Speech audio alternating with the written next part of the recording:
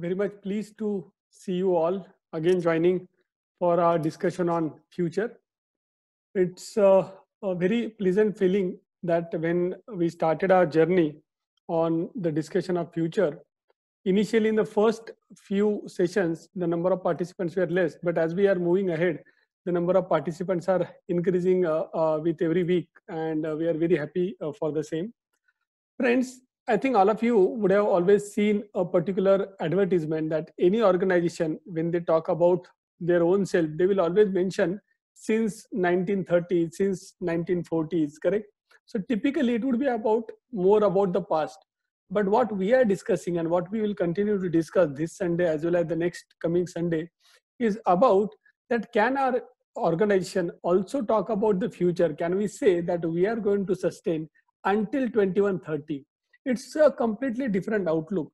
It is not focusing on our legacy, not focusing on our past, but rather on our future, correct? And that's where all of us as a senior, as a CEO, owner, business owners, we need to design a strategy for all the decades to come, because based on our own vision, if you would like to see your organization sustain for 100 years, you'll have to design a strategy for the same. Friends, typically we always say that all these digital giants, be it Amazon, Google, and many large digital tech giants, they are literally changing the landscape, or they are changing the way the business is done. And that's why we thought, why not discuss what are the key learnings, what are the key things we must learn from all these organizations, because at the end of the day, they are right now leading the entire world to some extent, I would say. And that's where it becomes more and more important for us to learn from them. While few of you may mention, or you may say that is it good to copy paste their ideas, friends, we would like to share that typically we can borrow flour, but we will have to make our own bread, correct? And that's where it is not about copy pasting their ideas. It is not at all about just taking a cue from them and trying to implement the same in our own organization. That will never ever work. We will have to customize the same learnings for our own organization based on our own setup. You may even say that all these organizations are different, correct? So yes, we agree they are different, but so are we, correct? So yes, though all of us, correct, as organizations, we have a different setup, but still there would be many things which we can learn from them. And that's where, friends, let's start our journey of decoding the future. Let's dive deep. Friends, when we started a discussion on this particular topic, when we started to do a research on this topic, what we realized that typically these large organizations, the digital giants, what they are doing, they are focusing on two things. One, they are able to spot various unstoppable trends in the future. So they are able to understand what are the trends which are coming up. And accordingly, they are trying to participate in those trends. And second, they are literally playing some simple tricks, correct? So if you are able to understand all those simple tricks, I think as an organization will be able to survive and grow at much fast speed. Friends, when we talk about trends, we need to understand two important things. There are many trends which you can see which are taking place. One of the simple trend, I think all of you know, that nowadays the customer, typical customer, a general customer, he doesn't want to own a vehicle, correct? That was pre-corona. So people were not preferring to buy a vehicle, but rather they want to get access to that vehicle. That's why nowadays it is said that people don't want a car, but rather they want a ride, correct? They don't want to own. That access, correct, is trending and ownership is past. Now, when we are saying that access is trending and ownership is past, that doesn't mean that ownership will completely go away. What it means that if you would like to grow as an organization, you know where to head, correct? So I will give you another example. If somebody is selling loose milk and somebody is selling packaged milk, so what we are trying to share that typically what is trending is packaged milk. So if you would like to grow at a very fast speed, correct, you will have to start an organization which is focusing on packaged milk rather than loose milk. Even today, as we speak, there are many farmers who supply loose milks and they are also doing good business. But at the end of the day, who is thriving right now? Who is leading the market? It is the entities who are packaging and selling milk. And that is the trend, I would say, correct? So that's where we need to understand the trend. And if you are able to understand the trend well, certainly we will be able to make or rather mint money out of that particular business or out of that particular trend. So friends, let's start our journey on learning from these all large organizations. The very first point, I think all of you know, which is about our customer, correct?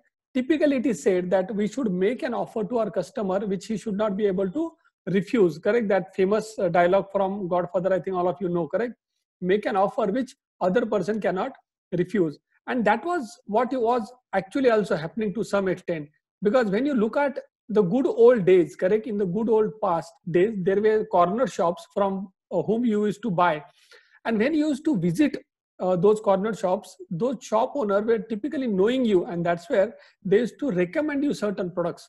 But as we grew, correct, as the organizations became large, as the stores became large, the restaurants became large, correct, the multiplexes, the transport industry, and they grew, the personal one-to-one connect was somewhere lost, correct? And that's why all these transactions which were taking place between a business and a consumer, they become transactional commerce, correct, rather than a relationship based commerce.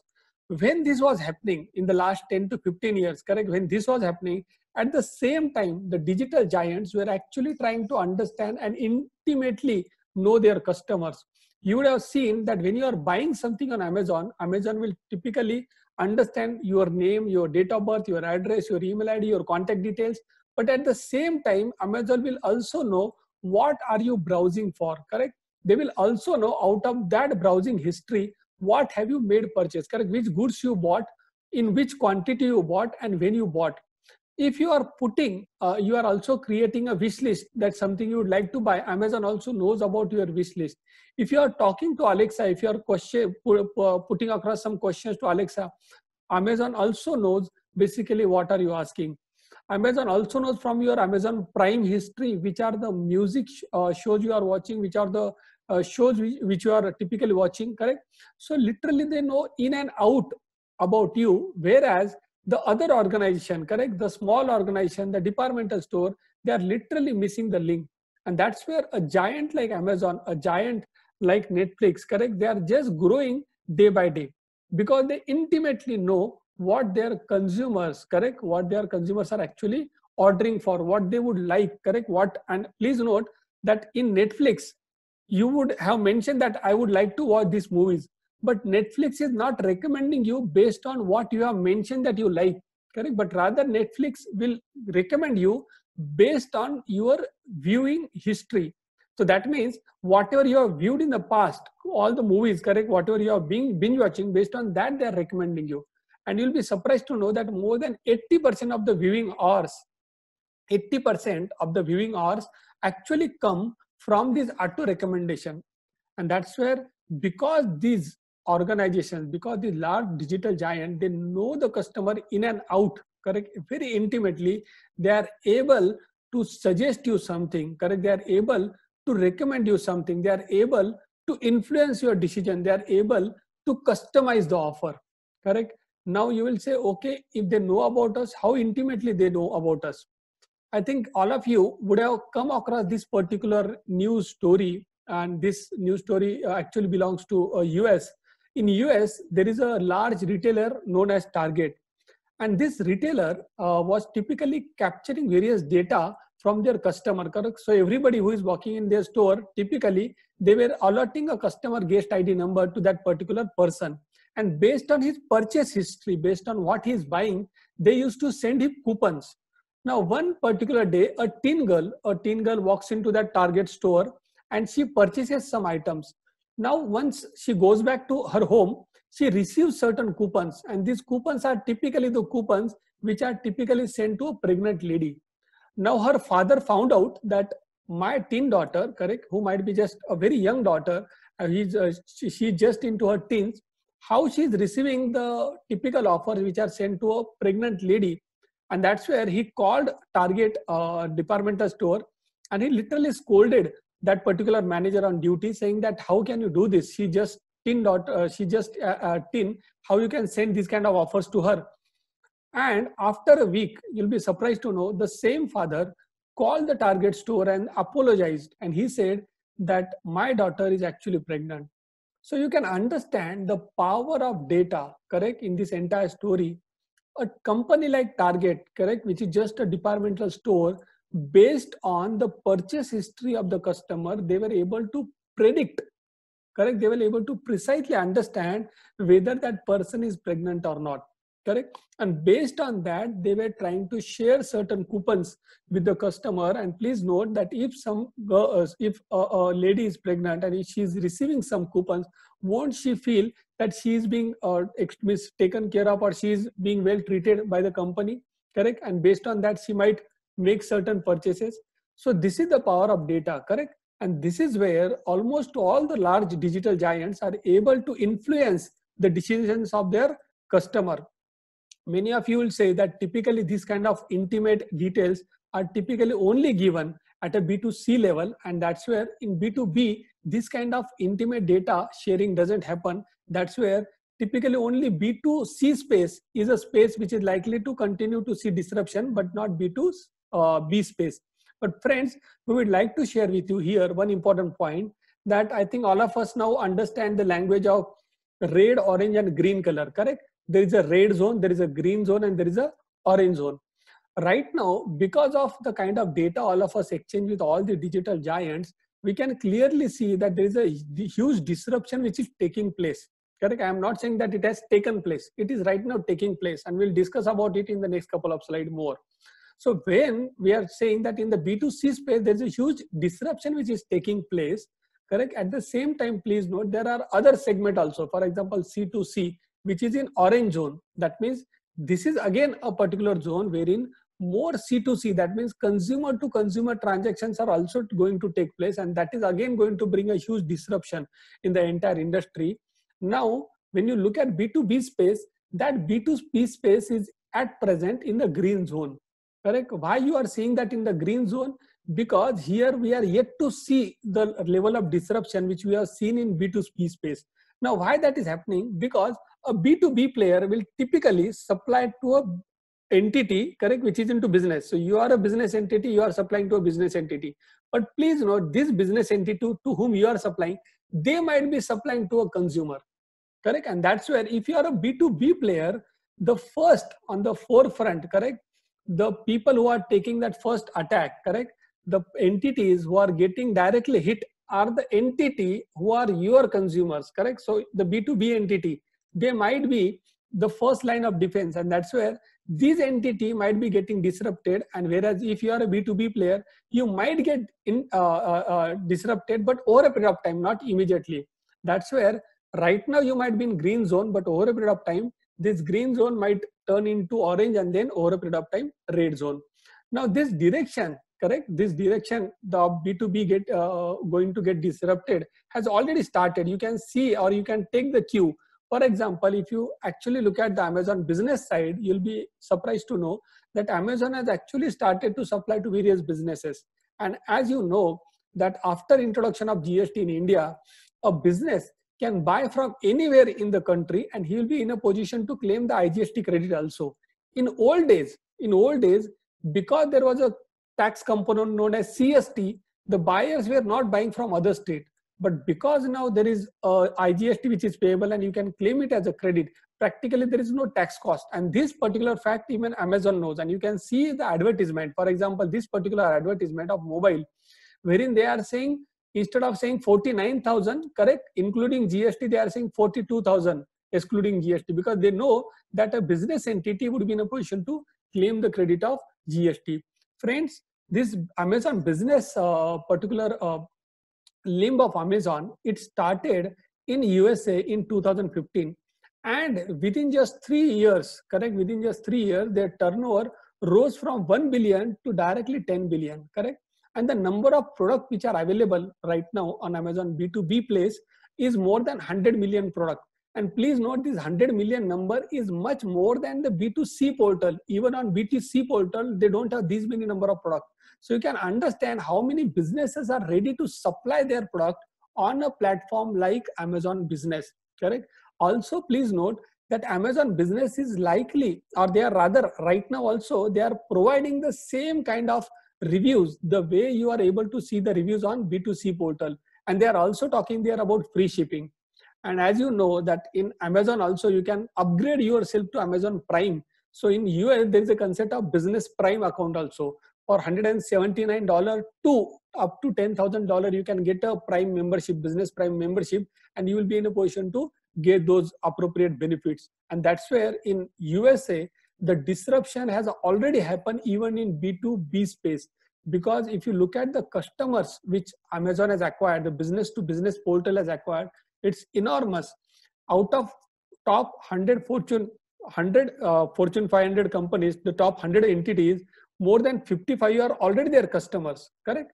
More than 80% of the top educational institute are also the B2B customers of Amazon. And that's where you can see they have started, correct? So the B2B disruption has started in US. So naturally it will come down to India also. And as you know, that when we talk about all the digital giants, correct, they typically start small, but over a period of time, they make a huge dent in the universe. So friend, how to compete with all these organizations? What we have seen that typically none of the people, correct, in Amazon or Netflix has ever met us, but at the same time, they know us intimately. Now, please understand, if you are into business, if we are into business, practically all of us interact with our customer on a day-to-day basis, or at least on a monthly basis, correct? Or our sales team or our purchase team would be interacting with them so many times.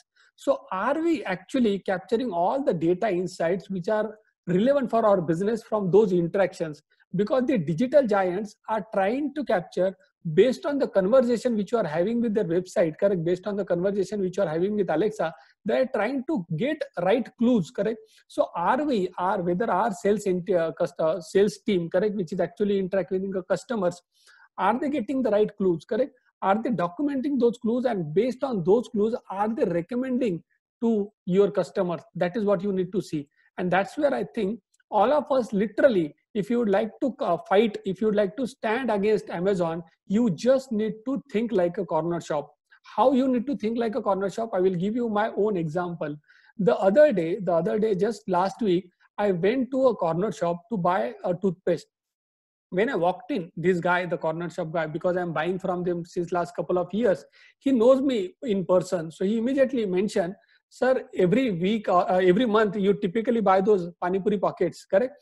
Which you can fry. Those pani puri packets were not available last month. Now they are available, whether you would like to buy, correct? So I said, yes, I would like to buy. Then he said, those you love dry fruits, correct? And you love dry fruit chocolates. Last couple of months ago, you had purchased this. That stock is also now available. This was not available last 2 months because of Corona. So would you like to buy? I said, yes. Now, please note that I had went to that shop just to buy goods worth 50 rupees. And I ended up buying goods worth 670 rupees.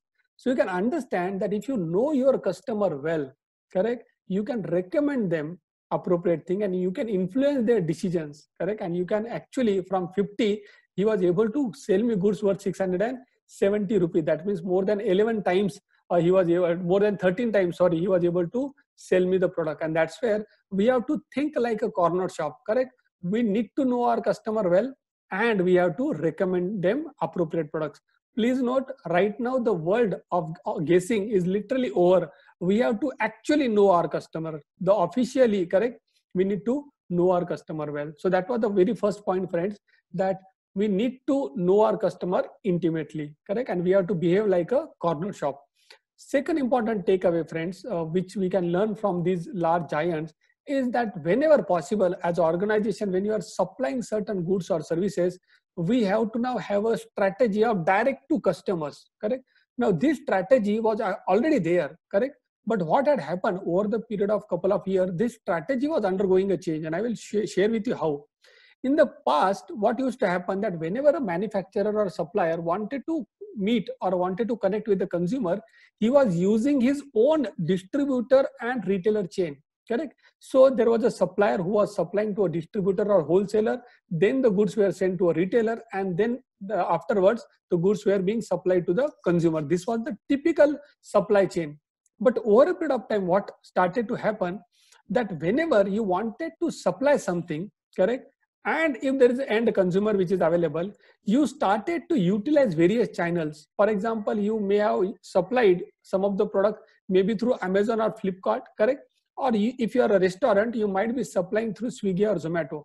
Now, what started to happen, these entities who started to give you more customer, at the same time, they started to gather substantial amount of data from your own sales.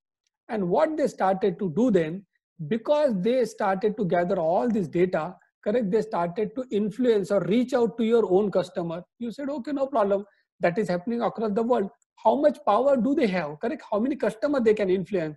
You'll be surprised to know, friends, the kind of users which are working right now on these platforms. Look at a platform like Facebook, correct, which has users more than 2 billion, WhatsApp more than 2 billion users, correct, WeChat more than 1 billion, Amazon more than 197 million, Alibaba more than 960 million, correct, Uber entertainment, correct. You can have a look at each and every app and you'll be surprised to know the kind of user they are having on their platform, and that's where they are able to influence the decisions of their consumers, correct. And when we talk about all these Amazons and Swiggies of the world, because they are having these kind of users, we are talking about Amazon having more than 197 million users. What Amazon has started doing is because they know what the consumers are buying, correct, which are the hot selling product, Amazon is now utilizing all that insights and they are trying to create a new brand, correct. They have created already a brand called as Amazon Basic, correct, wherein you can practically buy various batteries, various basic things, correct, whatever you need, maybe stationery product, whatever basic product you need, wherein you are not worried about the brand per se, but you are worried about the basic. It should be reasonably well because it's a consumable. So you are not worried about the big brand, but rather you need to get those products on a regular basis. And that's where Amazon Basic, correct, you get even Amazon Basic batteries. Right now in US, the sale of Amazon batteries is on a higher side as compared to Duracell batteries, correct. Duracell is the largest company in batteries, correct, but they are also unable to beat Amazon in their own game right now. And that's where all these platforms, they are yet to bring the disruption. As we discussed, that the disruption has only started. So what Amazon and all these large giants are doing, including Swiggy and Zomato, right now they are reaching to your customer, correct. They are becoming the last leg.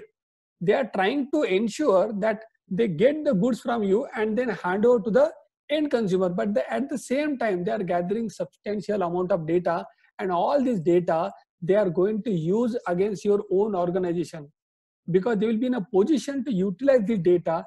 And for example, an organization like Swiggy or Zomato, they can start their cloud kitchens.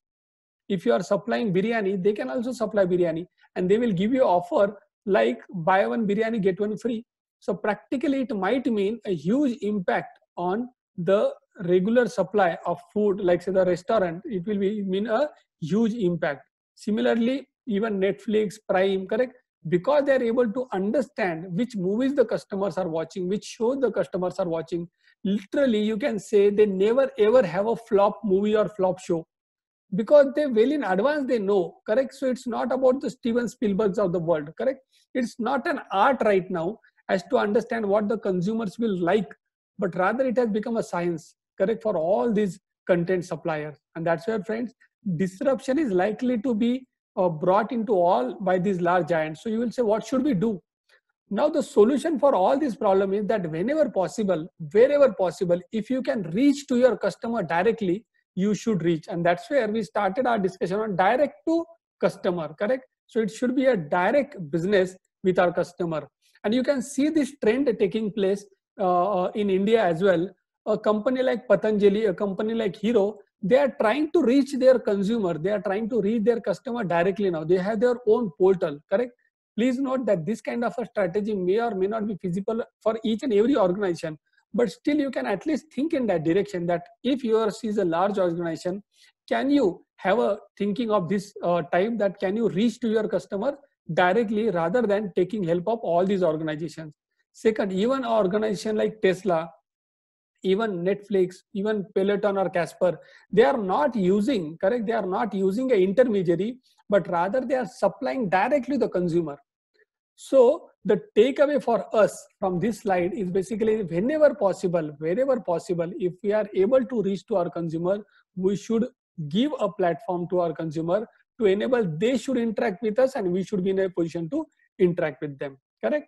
Now, the second important takeaway is that almost all the intermediaries, correct, who are in between the supplier and the consumers, these intermediaries are going to become extinct, correct. Who are the intermediaries? So if you are a car distributor, correct, you are a car dealer, so a company like Maruti Suzuki, correct, a Hyundai, they have appointed you. But because the trend is going in that direction, correct, now the companies, the car companies who directly like to control the end-to-end experience, it is likely that the car companies might directly get into opening up of dealership. So the trend globally is that intermediaries are likely to become extinct. So what it means for us, it only means that if as an organization, if we are surviving right now by being an intermediary, please note that in days to come, this business is likely to see a lower sales, correct? It is likely to see a lower amount of revenue. Please note that this won't be true for each and every business, but yeah, this is likely to be the trend. So what is the takeaway for all of us from this? Basically, it means that in case you intend to substantially invest, correct, in opening up of dealership or distributorship for another company, then just be a bit careful. Don't plan for more than a decade, because after a decade, these kind of intermediaries may not even survive. The third important things which you can learn from all these tech giants is, friend, that all these tech giants are actually designing their business around the consumer needs, correct? And most of the time, even as an organization, we are also in the same business, but we tend to forget that. And I will share with you how we tend to forget. Now look at, as a human being, what are our own needs? So today morning, all of us got up in the morning, correct? We had that eagerness to chat with our friends, correct? We typically would like to talk to our friends, correct? We would like to go and check our social network. You would like to read a certain news item. If you are a health freak, you might be using certain health related app. If you would like to go from one place to another, correct, in good old days before corona, you would have used Uber or Ola. If you would like to do a research, you might be using a Google, correct, or a Bing platform. If you would like to order a food, you might be using Zomato, correct? So you can see these are the very basic needs which a human has, correct? Chat, networking, reading news, transporting himself, searching for something, ordering food, making payment, entertaining himself, shopping, getting transport, going to another city, correct? Learning something. So that all the tech giants, correct? All the large tech giants, they have designed their business. They are designing their business around the human needs, correct? Now, please note, as our own organization, correct, we are also in the similar business, correct? We have also sustaining, we are also right now existing only because of a consumer need. But what happens that almost most of the time we forget about that consumer needs and we focus on the product which we are supplying, correct? For example, let us take example of a real estate company.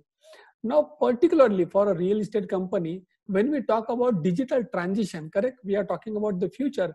For a real estate company, what could be the thing, like say, what can be a journey towards digital transition? What it would mean, correct?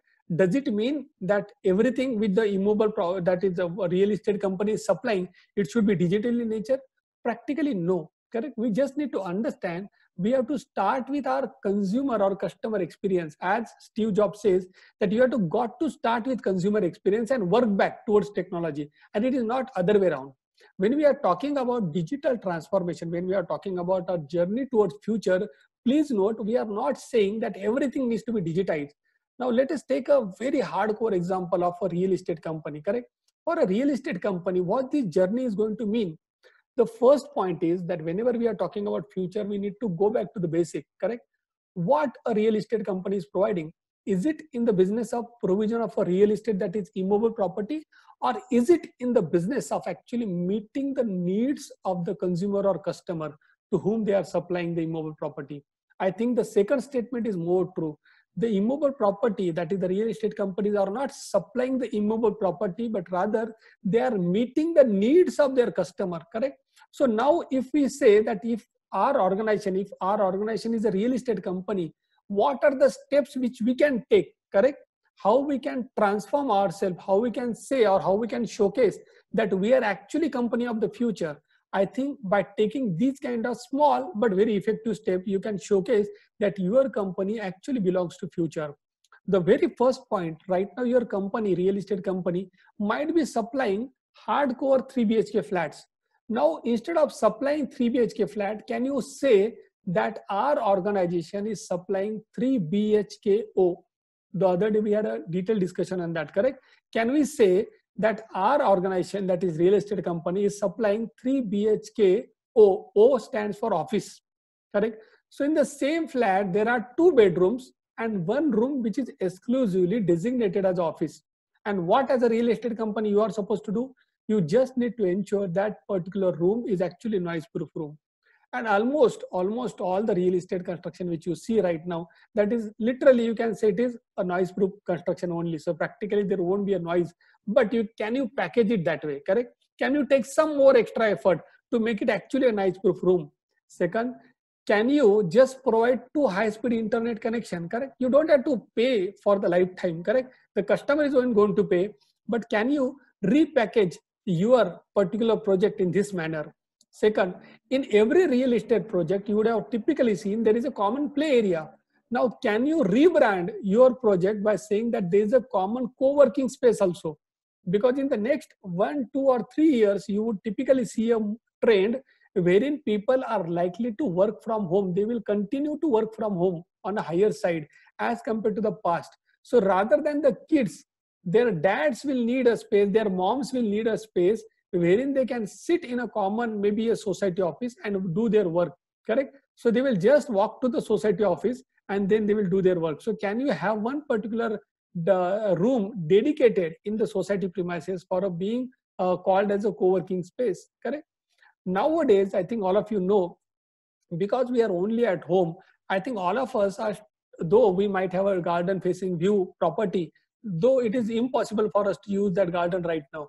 But right now the thought process is, can you grow your own, correct? In your own organic garden, can you grow your own vegetables, correct? So in that direction, can your project showcase the need of the future? Can you meet the need of the future? Can you say that in the balcony, you can have your own organic garden? So it is not a garden view flat, but rather garden in your own flat, correct?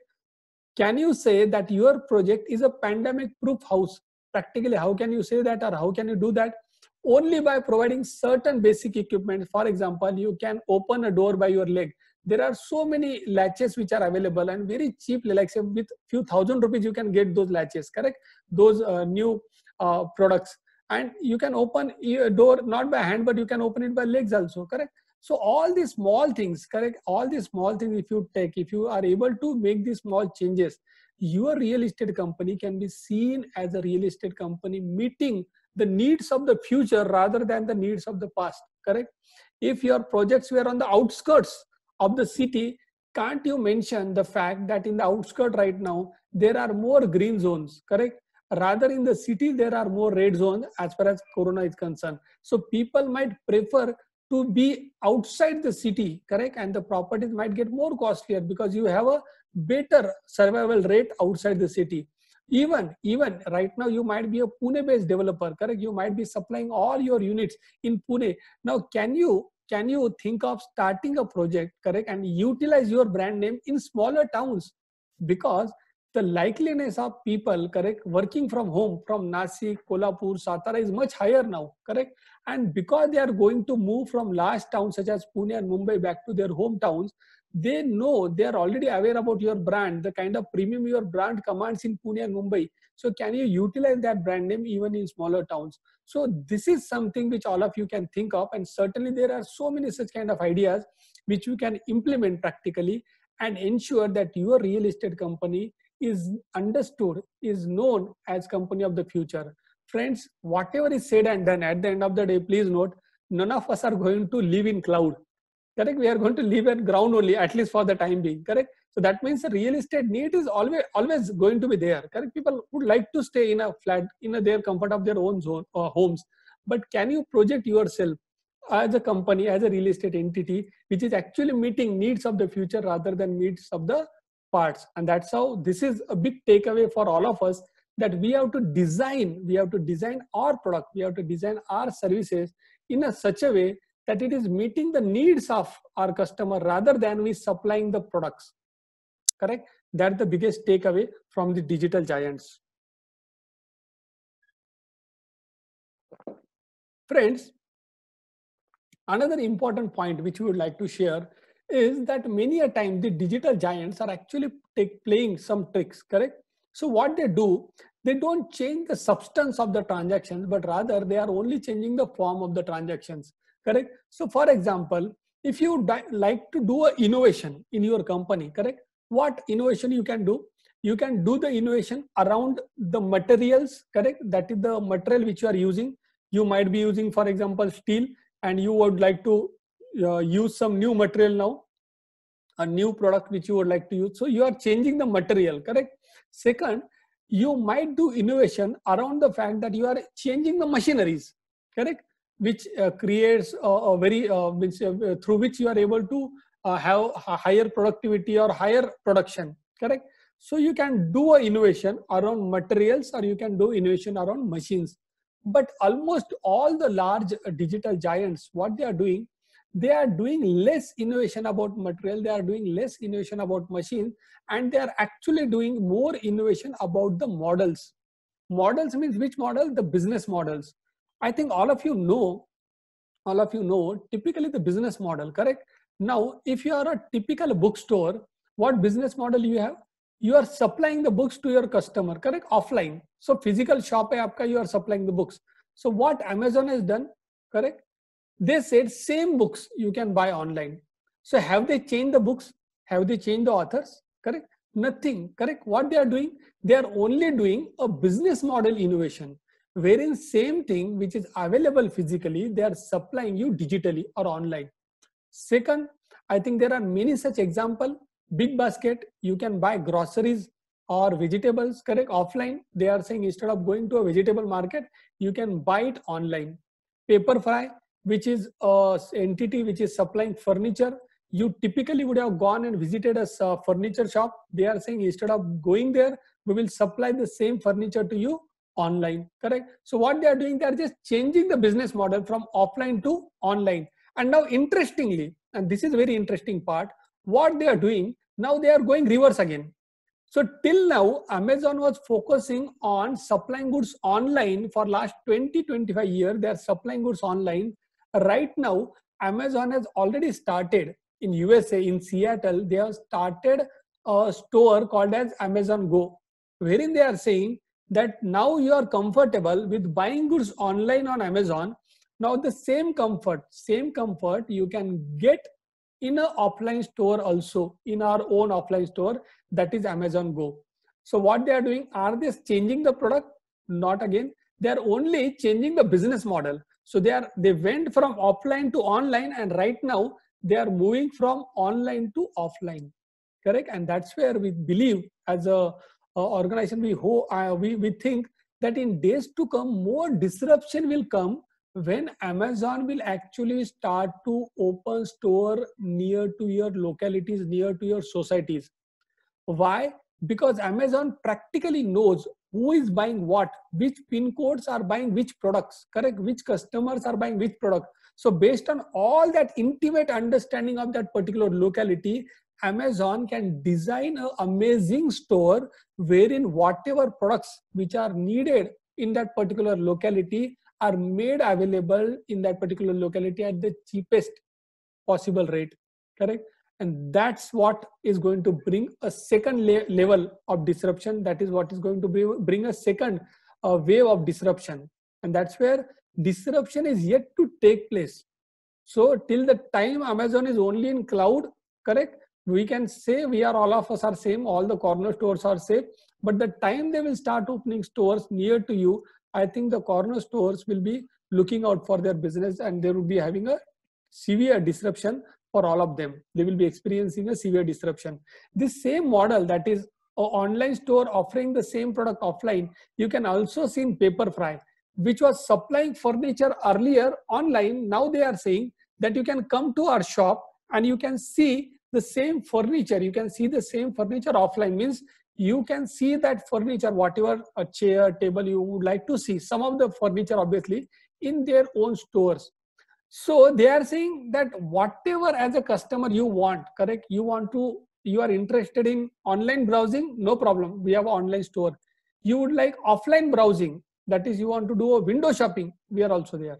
So they are trying to meet the needs of the customer, be it online or be it offline. Similar strategy we also can follow. So please note that these organizations are not leveraging only on the online part, but they are also leveraging on offline and vice versa.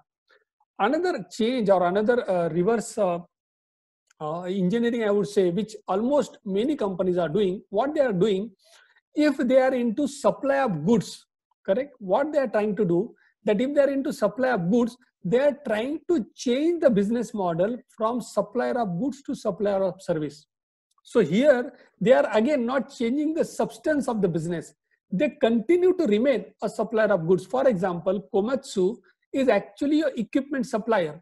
So what they are doing right now, they are saying, right now we are supplying equipment as goods. They are trying to convert those equipments into a service now. So they are saying, by using Komatsu, you are removing dirt, correct? So if you don't want to buy our Komatsu equipment, we will provide you dirt removal as a service. So here, please note, they are not changing the substance of their business. They are only changing the form of the business. And you'll be surprised to know this product as a service, this is a substantially big business right now. Take example of Ola and Uber, correct? Are you buying a car or you are only getting access, correct? So what the person is doing, he is not buying a car, he is getting a ride, correct? So there are two businesses. One, there would be people who would be loving to buy a car, correct? There are many of us who would love to buy a car or at least have one car at our home, correct? But at the same time, there are many people who would like to get access to a ride, correct? And that's where many large companies, correct, many big companies, they are right now thinking of starting their own service line also. Even a company as big as Ford, correct, which has actually 6%, they have a 6% business share in the entire global sale of automobiles, correct? I think all of you know that automobile industry globally is more than $2.5 trillion, and Ford has 6% share of that. Now what Ford is saying, that right now we have 6% share and that share is likely to go down or it is likely to remain stagnant. So what they are saying, but as far as the new business is concerned, that is the ride business, we have 0% share in that particular business. And you'll be surprised to know that the personal mobility space, the transaction, the value, the global transaction level, the GDP of which amount of turnover is around $5 trillion. So Ford is saying that out of $2 trillion, we have 6% share, but out of this personal mobility space, which is in the range of $5 trillion, we don't have any share whatsoever. It is not, means it is nothing, it is 0% only. So as a company, can we get into that particular level of business, correct? Because if you are able to get even 1-2% share out of that industry, as a company, they will be able to mint money because they already have 6% share in this industry. But in the new industry also, they will be in a position to get good amount of revenue. That's where many companies are moving from becoming a good supplier, equipment supplier, they are trying to become a service supplier. Not only this company, but many companies, be it GE, correct, General Electric, they are also trying to supply engines per hour, correct? So there are many such kind of companies. Plus there is another new different business model, which is upcoming business model, wherein instead of supplying product at a fixed price, correct, you might be supplying product at like say 1,000 rupees, 10,000 rupees, whatever is the price of your product, correct, 1 lakh, 10 lakh, 1 crore, whatever is the product price.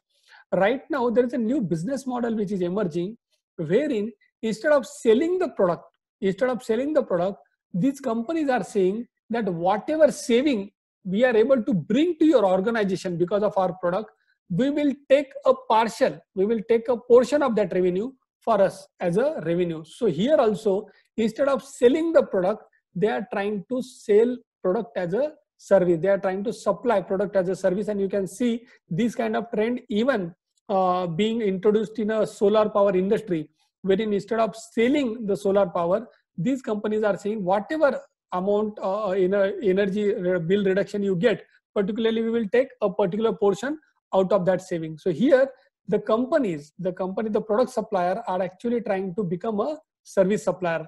Please note, the substance of their business, that is, they were solar supplier, that continues, but what they are changing, only the form, correct? So that it becomes more lucrative for the consumer. The consumer doesn't have to get into a transaction wherein he is shelling out a substantial sum upfront, but he is going to pay over a period of time. So he is also very much comfortable.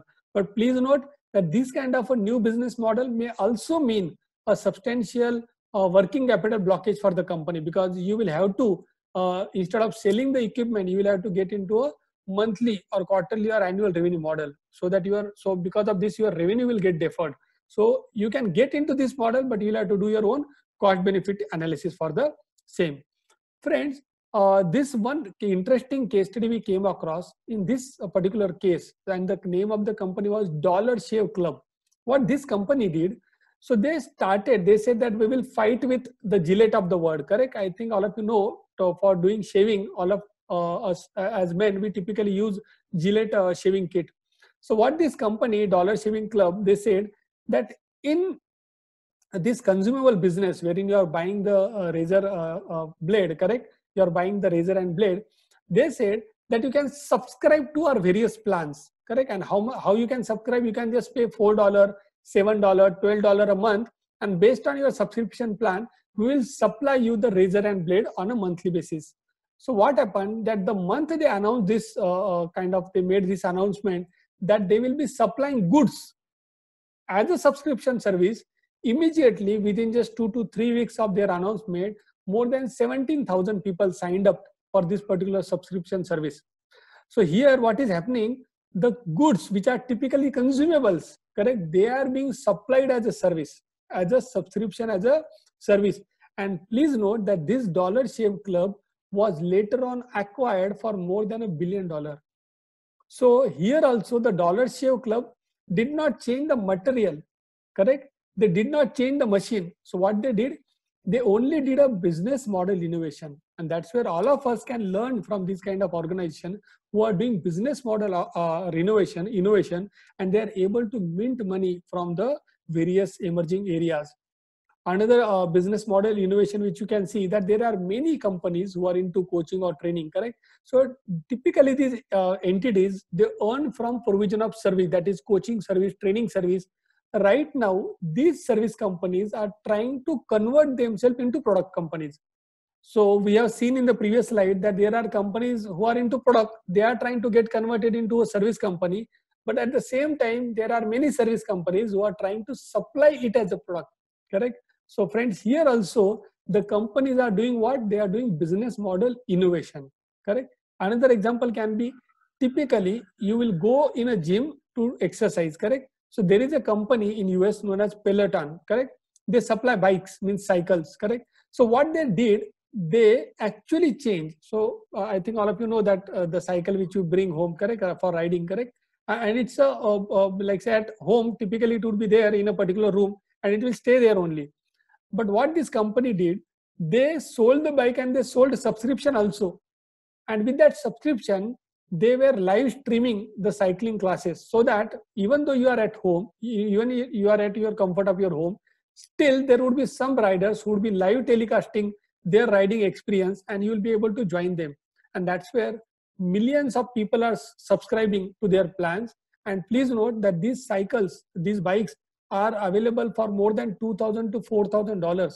And also there's a monthly subscription, and still hundreds of thousands of people are buying these bicycles, correct? So what they have done, they have not changed the cycling industry, they have only changed the business model. And that's where, friend, by only changing the business model also, correct, you can literally ensure that your organization sustains for a much longer period. Your organization can be said to become an organization which belongs to future rather than belonging to the past.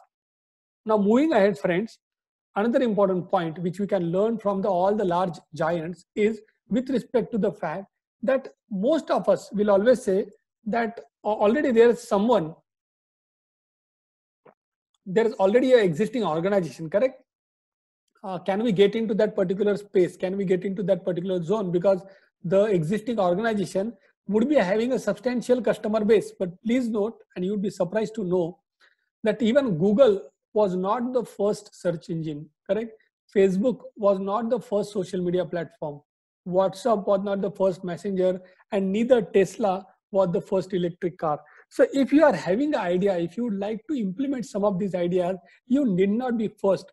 Rather, if you see the trajectory, if you see the typical pattern, you will be able to know that many a time a business model innovation or product innovation has taken place in USA, and after that it has percolated to Europe, then China, then India, and then it has gone to Africa. So one, you need not be first, and second, in your own country you need not be first, correct? So it might be an idea which is already implemented. I am not saying that this is the only trajectory. There are many cases wherein a company has originated in India, for example Oyo, which originated in India and then it was copied globally. But this is typically a path you can see, and that's where we need to look out for all these countries, for example USA, China, Israel for that matter, because there are many good business models which are originating. There are many new products, there are many service lines which are originating in these countries, and from them we can learn. And you can see particularly these models already being implemented also. For example, Amazon originated in 1994, where in USA. In China, it was introduced in 1999, and in India, it was introduced in 2007. So after 13 long years, you have your own Flipkart, correct? Obviously, the business model of Amazon is different, Alibaba is different, and Flipkart is different. I'm not on that particular point, but you can see that typically, if you would like to do innovation, you can just try to see, okay, are there any other companies who are doing something, and can you customize the same offering in India? Because if you are able to do that, you can literally mint money, because you would be one of the pioneer. Friends, second important thing, if you'd like to get into a new business, correct? If you'd like to get into a new business model, if you'd like to start your own startup, this is one of the most important differentiator. This is one of the most important point which you'll have to keep in your mind, correct? Almost all of us actually have very high regard for experience, correct? And typically we should be having very high regard for experience. I'm not on that particular point. We need to respect the experience, but at the same time, please note that in the current world, wherein we can see so much disruption happening, we have to start to trust the young kids right now, because you can see that the young, the startup space is being literally led by the young kids, the kids who are in their 20s, the kids who are into their 30s, correct? They are leading this startup space. They are actually creating organizations who are typically, we call it them as unicorns, correct? Who are commanding a valuation of more than $1 billion, correct? And why they are able to do that? Because these young kids, they practically know, as compared to us, correct? We can call ourselves as adults or a senior citizen to some extent. So these young kids, we are typically not that well connected with the younger generation, correct? These young kids are particularly connected with the younger generation. They know what the generation, their own generation, is addicted to, and that's where they understand the future much better as compared to an experienced person. These young kids are able and they are willing to take the risk, because they have very less thing to lose as compared to a person who is 40 or 50 aged, correct? Who has the age of 40 to 50, he would be typically not willing to take those kind of risk, and that's where, and he would be more worried about failing also, because that is a human tendency. Even at my own age, correct, I would be a bit afraid of failing. But look at the kid who is just into their 20s, correct? They would be less afraid of failing because they don't have anything to lose particularly. And that's where an organization like Oyo is just led by a guy who is just 23, 24-year-old guy, correct? And his business valuation is more than $10 billion, because they have extreme belief. And that's where, friend, we need to now we need to trust the young generation. We need to trust the young kids. Yes, certainly those kids should also be that much passionate about business. There is no two doubts on that. But yes, we have to change our thinking now. We have to change our thinking a pattern that yes, see, experience is valued, correct? Experience is important, but at the same time, because the new world, the new generation, they are looking out for something new as a product, as a services. We have to actually ask our young partners, young kids to lead. Another important takeaway from all these large organizations is that they typically start with a global mindset. And how they start with a global mindset? practically if you would like to see, they will start with the global GDP, correct? Now I think all of you know that the global GDP is in the range of $80 trillion. So when you ask Amazon about how much they would like to do business, how Amazon will think, or how these large organizations think, they will say out of $80 trillion, 30% business, correct, is likely to come from online e-commerce. So how much it would be out of $80 trillion?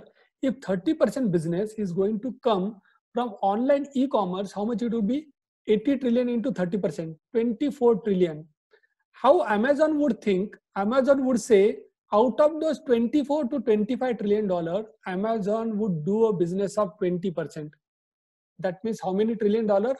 $5 trillion, correct? That's how they think, correct? They are not talking about their current turnover, because Amazon has just current turnover of $280 billion. But their starting point is never their current turnover. They always start with the global GDP and then they reduce, or they understand the number in that particular manner. So if you'd like to start your own startup, if you'd like to start your own a new division in your own company, you will also have to think in that direction, correct? You'll have to think global, correct? You'll have to think, can I provide product or services to those 7 billion people? Because talk about Amazon, talk about Netflix, they are never ever happy about the number of subscribers they are having.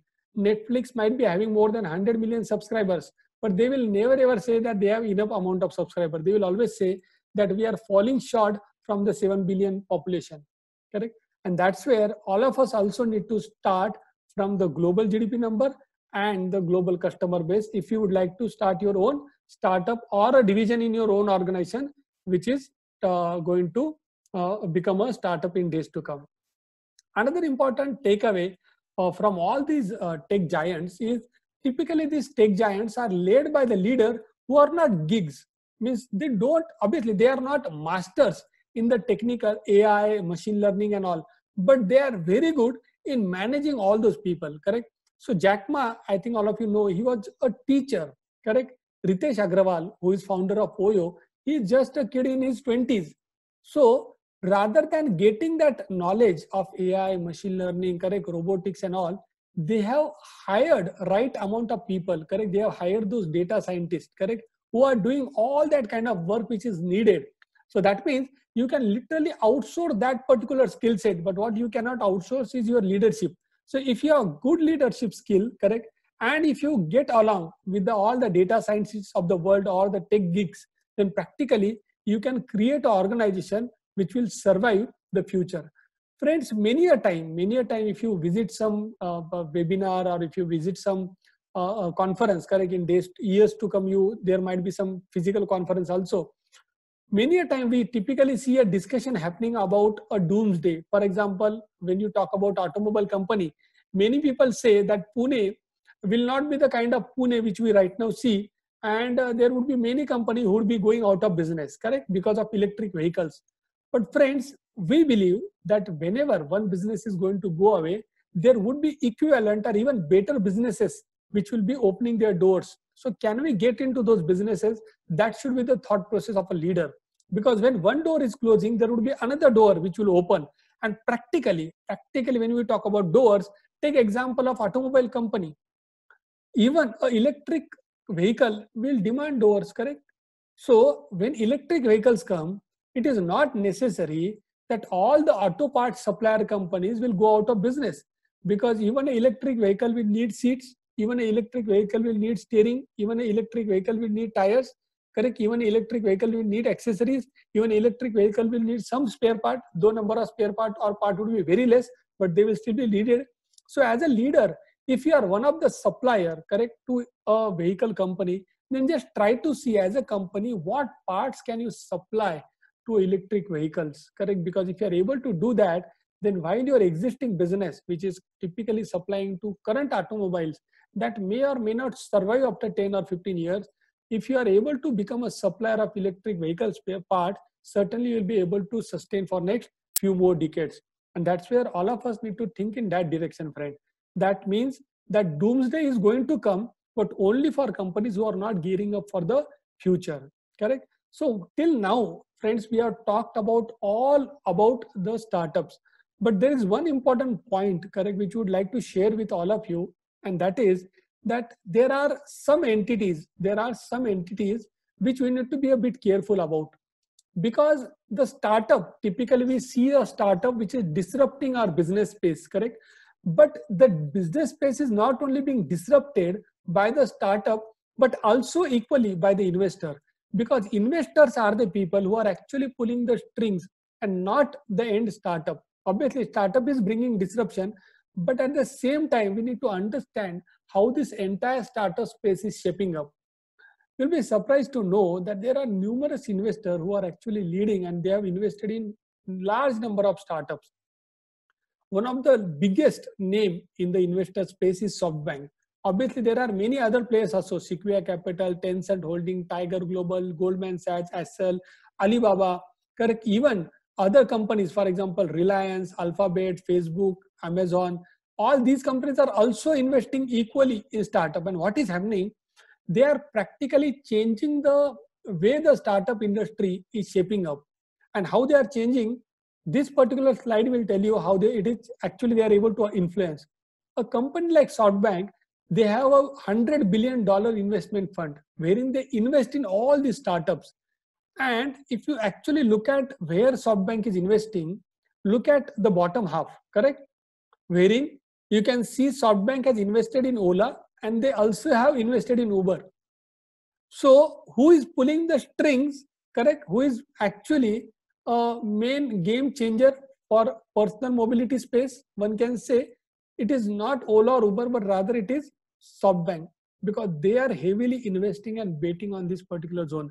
They are putting money in all these pockets, correct? In all the startups pocket. When you look at Ola and Uber, they are competitors. But please understand who is actually partially, at least partially, who is owning them. It is SoftBank. Even Didi is again a urban transport provider, and it is belonging to China. Even SoftBank has invested in Didi. So these three are competitors, but they have one common thing, that is SoftBank. So when you are trying to track, if you are trying to track all these startups, not only you should track the startup, but you should also try to understand who is investing in these startup, correct? Because there might be a common thread, and with that common thread, you'll be able to understand much better as to how the startup field is likely to disrupt your own business, or should you enter into that particular startup zone or not. Similar to all this SoftBank, even Jio has started, and I think all of you know that rather Reliance last week, they have completed more than 10 deals. So when all of us are at home, Mr. Ambani is on a selling spree. He has literally partnered with more than 10 entities till now for his Jio stake. And he is able to raise more than 1 lakh crore. He is able to raise more than 1 lakh crore rupees by selling stake in Jio, correct? And why people are buying a stake in an internet service provider? Because I think you know that Facebook and Reliance Jio, they have partnered now. Why they have partnered? Because of the kind of customer base Facebook has, correct? They have a huge number of consumers, they have a huge number of profiles, and Facebook has actual data of their own, the people's behavioral pattern. And Reliance can supply, or Reliance can sell their product, correct, through Reliance Smart to all these consumers. And practically Facebook also knows if they would like to reach out to consumer, what is the mechanism for them to reach out? The mechanism is actually internet. If there is no internet, can Facebook reach out to them? Practically no. And that's where I think all of you will recall just few years ago, Facebook had started an organization called as internet.org, wherein they were talking about free internet to almost all the consumers, so that once people are on their platform, they will be able to monetize them. Fortunately, that plan failed, but still Facebook understands the importance of an internet service provider. That's why they have started to work with a Reliance Jio like a company, and now Reliance Jio and Facebook will come together and supply, or they will do bring a new level of disruption in the Indian retail market. Now, please note there are other players also who are waiting, correct? Because there is Amazon. Now, Amazon is also likely to partner with other media telecom companies. and I hope that this partnership actually takes shape, because if that does take shape, then these telecom or internet service provider companies would be able to survive. So friends, that apart, many important point which we discussed, but still some of you will say that it is very difficult to get into a startup space, or starting a new division in our own company is very difficult. Friends, we would like to share with you that if you are serving to your own existing set of customers, please note that if you'd like to change the level, correct, if you'd like to change the level of game, then practically you will have to come out with dramatic improvements, which is practically a bit difficult many a times. But if you get into an untapped market, correct, because the standards are lower, and if you become a pioneer, the possibility of you succeeding or becoming a pioneer and taking the large share is much higher. That's why, although you might find it difficult to getting into a startup space or starting a division, correct, still it actually is expected to give you extremely high returns, correct. So it's much better to think about starting business for the future rather than only sustaining the current businesses. Please note, we are not at all saying that you should close down your existing business. The existing business should continue as it is. What we are saying, if you are investing 80% of the time on the existing business, can you start investing at least 20% time on your new ventures?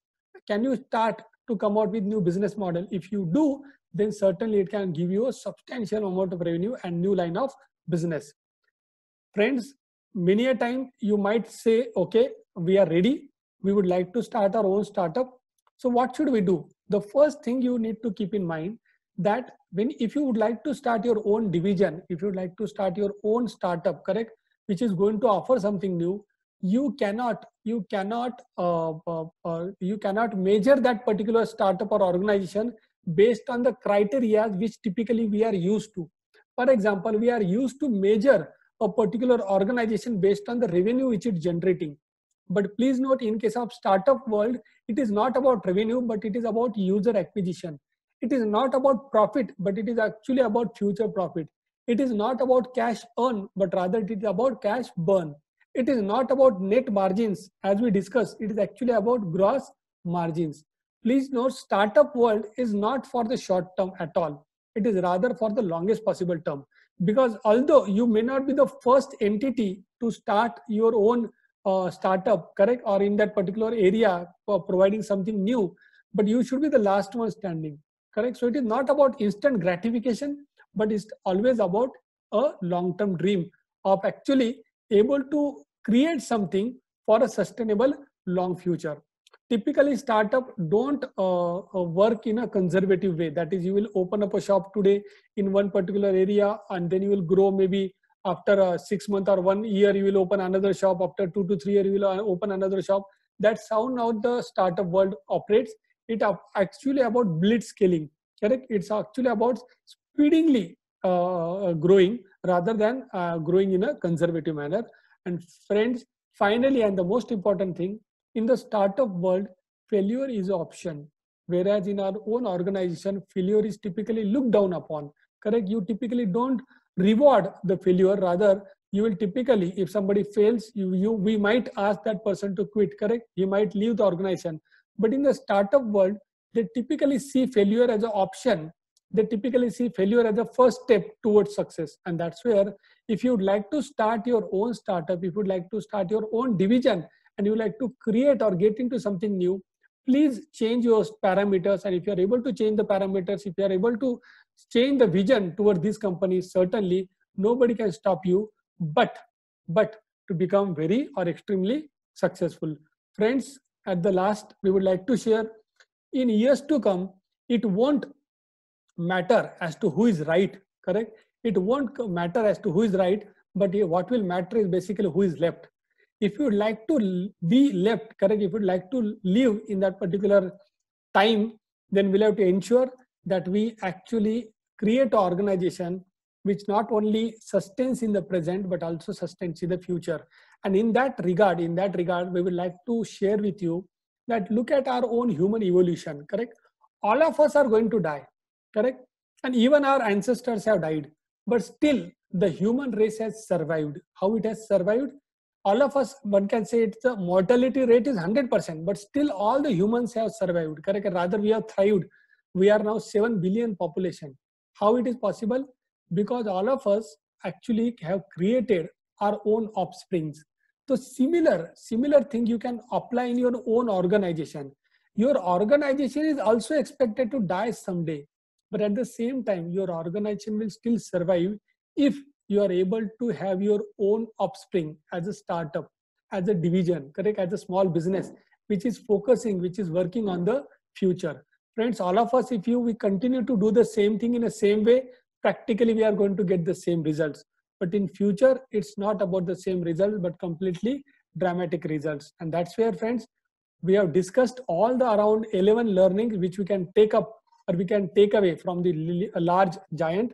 And I think, I hope that all these learning will help you a lot to sustain in the near future. Friends, there are two important things which we would like to share now. We have our own friend, Mr. Rajesh Bhasin, who will be taking up or will be speaking about how to be future proof. He will be taking or he will be sharing his own version of looking at the future, and he will be also sharing today for around 10 minutes what are his own key takeaways from the sessions which we have conducted. But before I request Mr. Rajesh Bhasin to take over the session, I would like to share that the last session, that is the next Sunday, correct, we'll be talking more about our own self, correct? Because many a time for leaders, correct, for CEO, business owners, it's more about self. If you are able to manage your own self, certainly you'll be able to manage your organization also. And in this regard, I am going to share with you some of the very important key learning which I have implemented in my own life in last couple of years, and I have seen wonderful results, correct? And one of the key learning which I would like to share in the next week is this particular slide, which is appearing on your slide, correct, in the presentation. You can see it talks about face the book and link within. What is the relevance of these two statements? We are going to discuss about that in the next Sunday.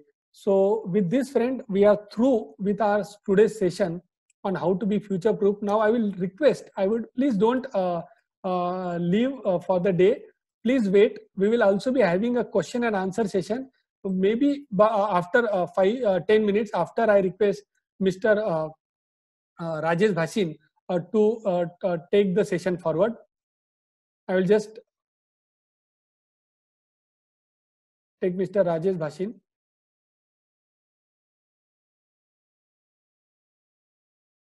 I will hand over the mic, just 1 minute.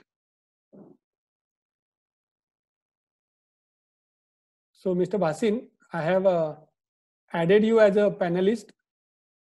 So you can now speak. Can you unmute? Hi. Yes, and the floor is yours. Hi. The participants are more than keen to understand your insights. So before I request Mr. Rajesh Bhasin, I would like to share with you quick about Mr. Rajesh Bhasin, sir. So basically, Mr. Rajesh Bhasin belongs to Delhi, and he's leading his own organization, which is into facility management as well as manpower supply. And he's also investor in many businesses. One can say at his heart, he's always a startup entrepreneur. And we have been interacting with Mr. Bhasin in last couple of years.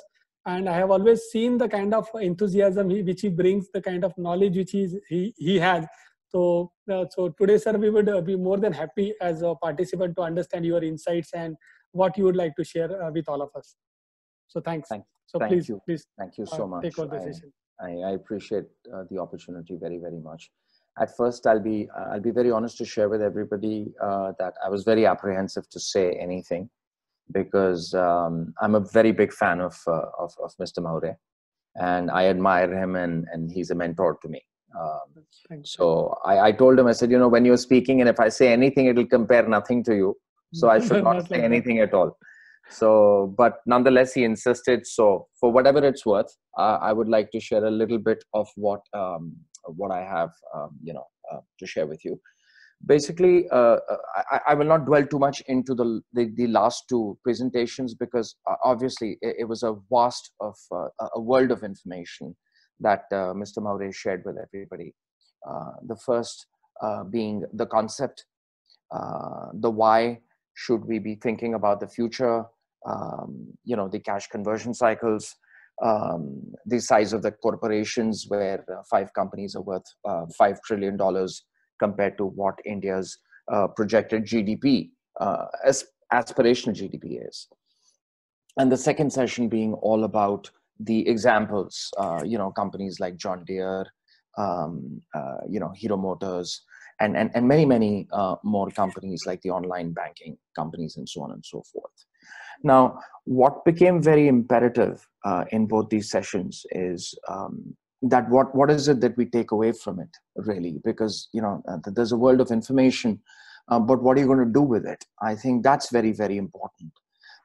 Having information and turning information into executable information is the difference between 0 and 100. So he's provided this wealth of information with examples and everything. I'll share with you a little bit of my experience of how I've tried to use the wisdom that he has so generously shared with all of us. We're in the manpower business. It's a very boring business. It's a very low margin business. Especially when you look at the internet-driven businesses. It's an old-fashioned business. And this entire seminar has been about how do you go from the past into the future. So as I was going through this entire seminar with him, with all of you together, I was also thinking about the same thing. And what we've done overall over the last several months of me knowing him is that we've looked at this particular business, which is suffering from reducing gross margins. This is a very hands-on physical business where the proximity to the client, the physical proximity to the client is presently the only way to execute the business. And there is very little value for differentiation because it's become a box business, where it's the price that matters and not what you do. So while we were doing all of this, we looked back and said that instead of looking at the front end of the business, which we continue to look at, which is the delivery side of it, why don't we go back and rethink the foundation of this business as to how is it actually not the service, but the delivery side of it, right? Not just the manpower, but why people are coming to us for the manpower. And a lot of that, today's business, the manpower business, isn't really so much about the manpower as it has become about the compliances, right? How do you do your legal compliances, your PF, your ESI, your GST, and all those things. So what we did is, instead of just looking at the front end, while we looked at the back end, we created a digital business model. Initially, it seemed very irrelevant that, what's the point of creating a back-end digital business model for a manpower-driven company? When all you have to do is deliver manpower, charge the customer, and get paid a fixed margin on it. So last few months, we created a complete, last few years, actually, we spent creating a digital framework for the entire back end of the business. And then suddenly out of the blue came the corona virus. And we became one of the very few companies in the country which was actually able to run the entire business, a manpower business, without a single person having to go to the office. So we were able to bill 100% of our clients. We did not have to take a single printout to bill any of the customers. We did not have to have a single person available at the office to collect our money.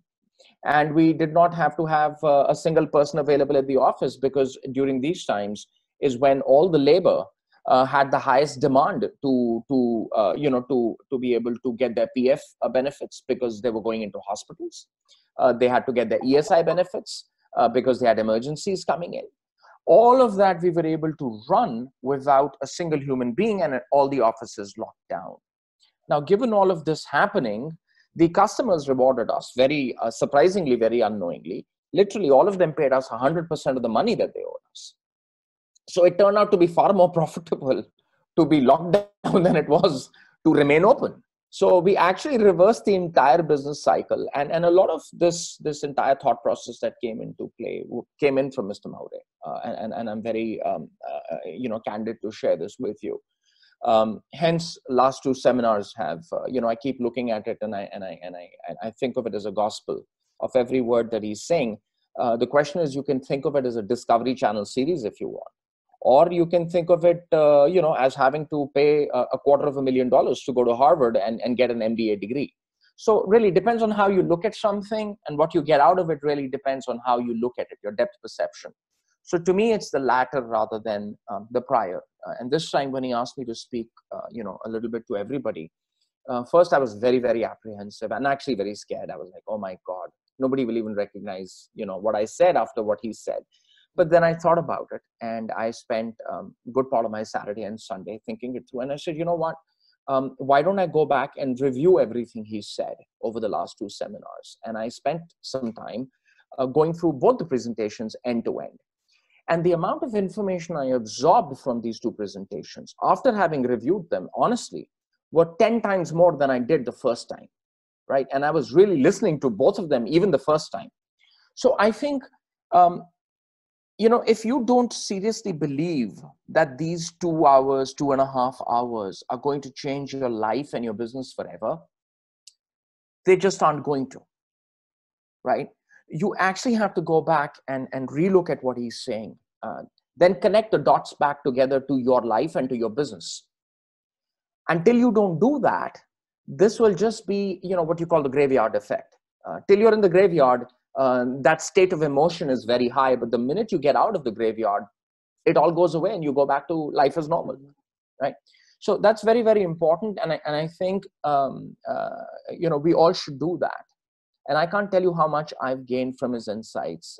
And the last 2 seminars have been absolutely phenomenal for me, especially Saturday and Sunday, yesterday and today. I woke up at 7 in the morning.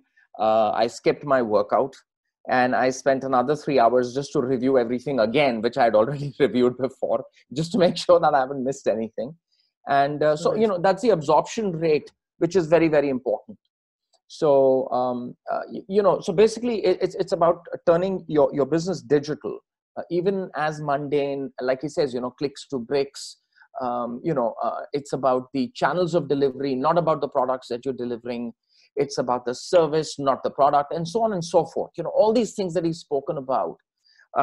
If you just take these 2 seminars and skip your complete MBA, trust me, genuinely, you can execute more than you would in the next 15 years trying to think it up yourself in your head. So thank you. I hope it was worth anything at all. Totally. So, back to you, sir. Back to you, sir. Thanks, Rajeshji. So nice of you. I think you have summarized it really, really nicely. You have mentioned that it's all about our own belief that we can practically change the world. And then if you look at the content, certainly you will be able to understand, digest, and then implement the same in your own organization. And as you rightly also mentioned, it's not about the content or about the webinars, but it's about how you take this knowledge and implement in your own organization. That is what going to make a huge difference. So I think these were the 2 critical takeaway for me as well from your own insights. So we are extremely thankful to you for your kind words of appreciation as well as sharing your valuable insights with all of us as participants. So thanks Rajeshji. Thanks for joining. So friends, this kind of interaction between the participants, we are going to continue even in the